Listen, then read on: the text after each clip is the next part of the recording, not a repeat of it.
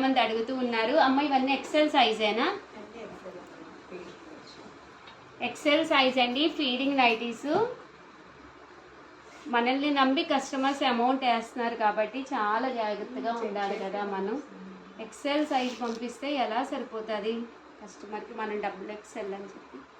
ఇవైతే XL size అనమాట అండి. ఇలా మనకి ఫీడింగ్ నైటీస్ 2 సైడ్స్ ఓపెన్ వస్తుంది. ఇందులో కలర్స్ అండి.